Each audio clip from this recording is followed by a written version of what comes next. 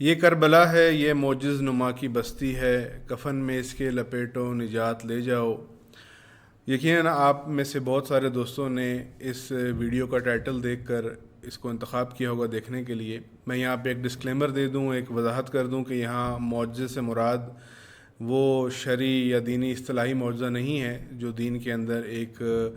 Terminology ہے۔ یہاں معجزے سے مراد کوئی بھی ایکسٹراڈنری، خارق العادہ، فوق العادہ کام جو ہم زندگی میں دیکھتے ہیں اور ہمیں حیران کر دیتا ہے، یہاں پہ ہماری مراد معجزے سے یہ ہے۔ یہ وضاحت دینا اس لیے ضروری تھا کہ احتیاط بھی ضروری ہے اور کہیں ایسا نہ ہو کہ اس لفظ کے ذریعے کوئی فتویٰ ہی ہمارے اوپر لگا دے۔ امید ہے آپ دوست سب خیریت سے ہوں گے۔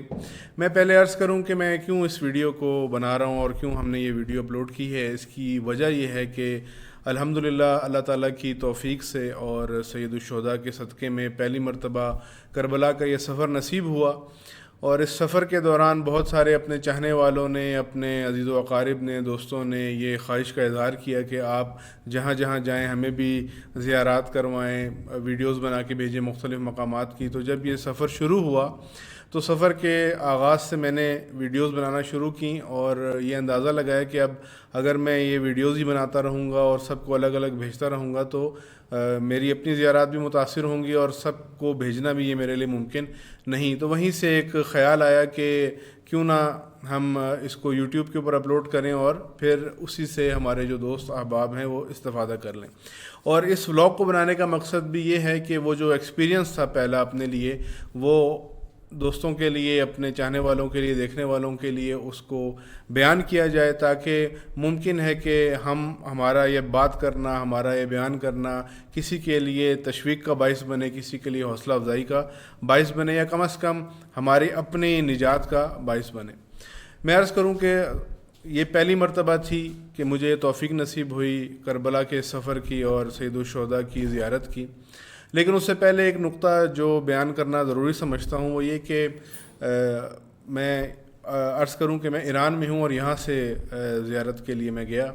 چند ماہ پہلے آپ کے سامنے کہ ایران اور اسرائیل کی ایک 12 روزہ جنگ ہوئی، اور اس جنگ کے دوران حالات ایسے تھے، پاکستان کے اندر موجود تمام پاکستانی مسلک و مذہب کی قید سے ہٹ کر بڑے پریشان بھی تھے، ہم سے رابطے بھی کرتے تھے، پوچھتے بھی تھے، اور خود ہم یہاں پر ایران میں ہوتے ہوئے ایکسپیرینس کسی اور موقع پہ بیان کروں گا۔ لیکن ایک خیال جو میرے ذہن میں پیدا ہوتا تھا کہ اے پروردگار، جس طریقے سے حالات بنے ہوئے کہیں ایسا نہ ہو کہ ہمیں زیارت کربلا اور زیارت سید الشہداء نصیب نہ ہو، چونکہ فوراً ہی بعد محرم سفر شروع ہونے والے تھے۔ تو بہرحال خدا کی طرف سے توفیق ہوئی اور اس سفر کا اجازت نامہ ہمیں مل گیا اور سفر کا آغاز ہوا۔ شروع میں تو یہ ارادہ تھا کہ میں اپنے دوستوں کے ساتھ اور ایک گروہ کے ساتھ سفر کروں گا، لیکن ایک موقع ملا اور ایک ادارے کا ایک گروپ تھا، ان کی طرف سے پیشکش ہوئی۔ البتہ وہ چند دن پہلے، ایک ہفتہ پہلے جا رہے تھے، تو اس وقت میرے ذہن میں خیال آیا، چونکہ میں اپنی فیملی کے ساتھ ہوں یہاں پر اور بچے بھی چھوٹے ہیں، تو میں اگر پہلے چلا جاؤں گا تو ان کے لیے اہتمام، ان کے لیے ضروریات، کھانا پینا، کبھی ظاہر ہے ایک دیار غیر ہے، دیار غیر میں انسان کے لیے بعض اوقات زبان نہ آنے کی وجہ سے یا کوئی مشکل پیش آ سکتی ہے۔ لیکن ساتھ ہی میرے ذہن میں یہ خیال پیدا ہوا، اور وہ واقعہ جو ہم پڑھاتے تھے اور لوگوں کے لیے بیان کرتے تھے وہ ذہن میں آیا کہ ایک شخص نے سید الشہداء علیہ الصلوۃ والسلام سے ایک دن کی مہلت مانگی تھی۔ جب امام نے اس کو اپنے ساتھ بلایا کربلا کے سفر پر، تو اس نے ایک دن کی مہلت مانگی اور یہ کہا کہ مولا، میں نے اپنے بیوی بچوں کے لیے ضروریات پہنچانی ہیں، وسائل پہنچانے ہیں، اگر آپ مجھے ایک دن کا وقت دیں، میں اپنے بیوی بچوں کی ضروریات پوری کر دوں، ان کو ضروریات پہنچا دوں، ان کو کھانے پینے کے جو وسائل ہیں، اسباب ہیں، وہ مہیا کر دوں، تو میں آپ کی خدمت میں حاضر ہو جاؤں گا۔ مولا نے اس کو اجازت دی، لیکن تاریخ یہ بتاتی ہے کہ جب وہ شخص وہاں پہنچا تو ایک دن تاخیر ہو چکی تھی، یعنی 10 محرم کے بعد پہنچا، اور پھر وہ بہت پچھتایا کہ کاش میں نے اسے ایک دن کی مہلت نہ مانگی ہوتی۔ تو یہ اچانک یہ خیال ذہن میں پیدا ہوا کہ کہیں ایسا تو نہیں کہ مجھے جو اس وقت موقع مل رہا ہے اور میں اس بہانے کے فیملی کو کوئی مشکل نہ پیش آئے اور نہ جاؤں، تو کہیں ایسا نہ ہو کہ پھر یہ توفیق ہی سلب ہو جائے۔ بہرحال وہ توفیق نصیب ہوئی اور ہم سفر پر نکلے، اور اللہ تعالیٰ کے حکم سے وہ سفر عشق شروع ہوا اور اس پاک سرزمین کے اوپر قدم رکھنے کی توفیق نصیب ہوئی، جس کے بارے میں امیر المومنین نے فرمایا تھا جنگ صفین میں وہاں سے گزرتے ہوئے کہ یہ عاشقوں کے گرنے کی جگہ ہے۔ ممکن ہے کہ میں ساری باتیں اس ویڈیو کے اندر آپ کے سامنے عرض نہ کر سکوں، ایک پارٹ 2 بھی اس کا مجھے بنانا پڑے، لیکن یہ جو تجربات اور جو معجز نما یا معجزہ نما جو باتیں اور حوادث وہاں دیکھنے کو ملے وہ بیان کرنا ضروری سمجھتا ہوں، اور انہی میں سے چند ایک واقعات یا چند ایک باتیں آپ کے سامنے عرض کروں، اور اس کے بعد پھر آپ کی زحمت کو میں تمام کروں گا۔ دیکھیں، ایک چیز جو مجھے مشترکہ طور پہ محسوس ہوئی جب یہ سفر شروع ہوا اور ہم ایران کے بارڈر سے عراق میں داخل ہوئے، تو اس بارڈر ایریے پہ پہنچتے ساتھ ہی سب سے پہلا ایکسپیرینس کہہ لیں یا سب سے پہلا آپ کہہ لیں وہ معجزہ نما حرکت کہ اجنبی لوگ، غیر لوگ، ایسے لوگ نہ جن کی زبان ہم جانتے ہیں نہ وہ ہماری زبان جانتے، پہلی دفعہ ہم نے ان کو دیکھا، انہوں نے ہمیں پہلی دفعہ دیکھا۔ چونکہ میں جس گروپ کے ساتھ تھا اس میں سارے وہ افراد تھے مختلف ممالک سے جو پہلی دفعہ کربلا جا رہے تھے، اس سے پہلے وہ کربلا نہیں گئے تھے، کسی ایک ملک سے نہیں تھے، مختلف ممالک سے تھے، لیکن پہلی دفعہ کربلا کا سفر تھا ان کا۔ جس طریقے سے لوگوں نے ہمارا استقبال کیا، جس طریقے سے مومنین نے، وہاں مسلمین نے، وہاں کے افراد نے، اہل علاقہ نے، بارڈر سے لے کے، یعنی ایران کے بارڈر سے ہی شروع ہو گیا، جس طریقے سے وہ استقبال کرتے تھے، ایک لمحے کے لیے بھی ایسا محسوس نہیں ہوتا تھا کہ ہم یا وہ ایک دوسرے کو نہیں جانتے، یا ہم ان کے لیے اجنبی ہیں، وہ ہمارے لیے اجنبی ہیں۔ وہ اس طریقے سے اور اس انداز سے ہم سے ملتے اور ہمارے لیے خدمت کی کوشش کرتے کہ لگتا تھا جیسے ہم نسلوں سے ایک دوسرے کو جانتے ہیں اور جیسے ہم اپنے ہی لوگوں سے آ کے مل رہے ہیں۔ اس طریقے سے پکڑ کے پانی پلانا، شربت پلانا، کھانا کھلانا، بٹھانا، اور حتیٰ اگر ہم ان کو کہیں کہ ہم ابھی نہیں کھانا چاہتے یا آگے جا رہے ہیں، ابھی ہمیں کوئی ضرورت محسوس نہیں ہو رہی، تو اس پہ ناراض ہو جاتے تھے۔ بہرحال یہ ایک ایکسپیرینس تھا، ایک تجربہ تھا، اور ہم بارڈر کراس کر کے ایران کے بارڈر شلمچہ سے کراس کیا ہم نے، اور ہم بصرہ پہنچ گئے۔ بصرہ میں پہنچتے ساتھ ہی جب وہاں سے آگے سفر شروع ہوا، نماز فجر کے وقت ہم پہنچے اور وہاں رکے۔ وہاں پر بھی ایسا ہی تھا کہ وہ لوگ، وہ افراد جنہوں نے ہمیں آج سے پہلے کبھی نہیں دیکھا تھا، لیکن ان کا رویہ ہمارے ساتھ ایسا تھا کہ جیسے ہمارے اپنے ہی لوگ ہم سے آ کر مل گئے ہیں، اور بڑا اہتمام انہوں نے کیا ہوا بیٹھنے کا، اٹھنے کا۔ حالانکہ شدید گرم علاقہ ہے بصرہ، شدید گرمی تھی، لیکن اس کے باوجود انہوں نے پانی، کھانا اور دیگر تمام چیزوں کا اہتمام، اس کے علاوہ نماز،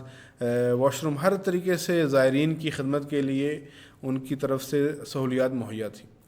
میں زیادہ تفصیل میں تو نہیں جانا چاہتا، لیکن مختصر وہ معنوی یا روحانی ایکسپیرینسز و تجربات ایکسٹراڈنری جو صرف میں نے نہیں بلکہ اور بھی بہت سارے لوگوں نے محسوس کی، چونکہ میں اس 14 روزہ سفر کے دوران بہت سارے لوگوں سے ملتا رہا، پوچھتا رہا، اور بہت سارے لوگوں کے جو تاثرات تھے وہ خود میرے لیے بھی بہت حیران کن تھے، وہ باتیں، وہ چیزیں۔ اس لیے ان ساری باتوں کو مل جل کر ہی میں چاہتا ہوں کہ آپ کے سامنے رکھوں، اور اس کو ہم اپنے اس ٹائم کے اندر بھی کور کر لیں۔ ایک چیز جو میں یہاں پر آپ کے سامنے عرض کروں، مشترک طور پہ کامن چیز جو میں نے ہر ایک کی زبان سے سنی، جو خود محسوس بھی کی، اور حیرت بھی مجھے اس بات پہ ہوئی کہ مختلف علاقوں سے، مختلف قوموں سے، مختلف زبانوں سے، مختلف کلچر سے تعلق رکھنے والے لوگ آ رہے ہیں، اور ایک جیسا جملہ ان کی زبانوں سے نکل رہا ہے، یا ایک جیسے چند جملے ان کی زبانوں سے نکل رہے ہیں۔ وہ کیا جملہ تھا؟ ایک تو جو بھی آتا، جس سے بھی پوچھتے، ایک جملہ سب سے یہ سننے کو ملتا کہ ہمیں یہ احساس ہوا یہاں پہ آ کے کہ ہم پہلے کیوں نہیں آئے۔ یعنی یہ وہ جملہ تھا جو میں نے خود بھی محسوس کی، یہ بات میں خود محسوس کی، اور پھر کئی لوگوں سے سنا، بلکہ ہر آدمی سے جسے پوچھتے ہوئے یہی کہتا جس کی پہلی مرتبہ تھی کہ میں اس سے پہلے کیوں نہیں آیا۔ دوسری سٹیٹمنٹ یا دوسری بات جو سننے کو ملتی تھی ان پہلے آنے والے زائرین سے، چونکہ پہلے آنے والے زائرین کے بارے میں وہاں پہ بڑا اہتمام بھی ہوتا ہے، اور کہا بھی جاتا ہے کہ ان کی دعا بھی قبول ہوتی ہے، اور جو پہلی مرتبہ جاتا ہے زائری کو دیکھتا ہے، جو دعا مانگتا ہے، تو بہت سارے احباب انہیں کہتے بھی تھے کہ جو پہلی مرتبہ کے زائر تھے کہ ہمارے لیے آپ نے ضرور دعا کرنی ہے۔ وہ لوگ جو کئی سالوں سے آ رہے تھے وہ بھی یہ تقاضا کرتے ہیں۔ دوسرا اسٹیٹمنٹ، دوسرا جملہ جو سب سے سننے کو ملتا تھا وہ یہ کہ اب تو ہم ہر سال آئیں گے، اور اب ہر مرتبہ اور ہر سال، اور جب بھی ہمیں توفیق نصیب ہو ہم نے یہاں پر ضرور آنا ہے، وہ جو پہلی دفعہ آ رہے تھے۔ اور تیسری ایک بات، چونکہ ہمارا پہلا جو سٹاپ تھا وہ نجف تھا، ہم نجف پہنچے، امیر المومنین کی بارگاہ میں جا کے سلامی ہم نے پیش کی، اور اگرچہ ہم اس قابل تو نہیں ہیں لیکن یہ انہی کا کرم ہے کہ انہوں نے ہمیں اپنے در پر بلایا. میں اس بات پہ چونکہ تاریخ میں ایک نقطہ پڑھ چکا ہوں اور سن چکا ہوں اور لوگوں کے لیے بھی کئی دفعہ بیان کیا ہے, اس وجہ سے حیرت اس بات پہ مجھے ہوئی.